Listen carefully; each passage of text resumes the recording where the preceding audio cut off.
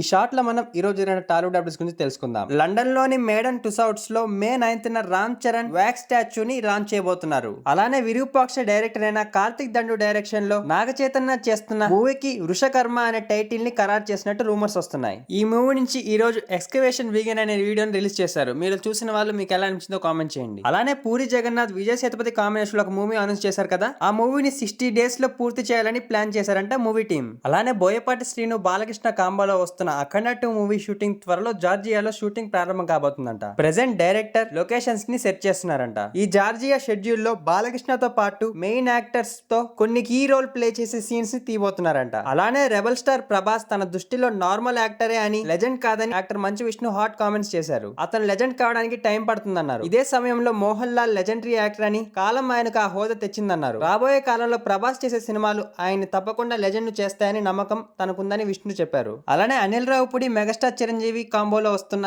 మూవీలో young hero Karthikeya villain role లో కనిపిస్తారని రూమర్స్ వస్తున్నాయి. అలానే గెస్ట్ రోల్ లో విక్టరీ వెంకటేష్ యాక్ట్ చేస్తున్నారని రూమర్స్ వస్తున్నాయి. దీనిపైన మూవీ టీం నుంచి అఫీషియల్ అనౌన్స్మెంట్ రావాల్సి ఉంది. ఈ మూవీని నెక్స్ట్ ఇయర్ సంక్రాంతికి రిలీజ్ చేయడానికి ప్లాన్ చేస్తున్నారంట మేకర్స్. అలానే శర్వానంద్ సంపత్ నంది కాంబోలో వస్తున్న మూవీలో హీరోయిన్ గా అనుపమ పరమేశ్వర్ యాక్ట్ చేయబోతున్నారంట. అలాగే యాక్టర్ హన్సిక డ్యూయల్ రోల్ లో యాక్ట్ చేసిన psychological horror movie guardian movie ఆహాలో స్ట్రీమింగ్ అవుతుంది. అలానే బెల్లంకొండ సాయి శ్రీనివాస్ BSS 11 మూవీ నుంచి ఈ మంత్ 27న ఫస్ట్ లుక్ ని రిలీజ్ చేయబోతున్నారు. నేను చెప్పిన ఈ అప్డేట్స్ లో మీకు ఏ అప్డేట్ నచ్చిందో కామెంట్ చేయండి. Hope you like this short friends. Please like, subscribe to ఇట్లీ మీరు channel. Thanks for watching friends.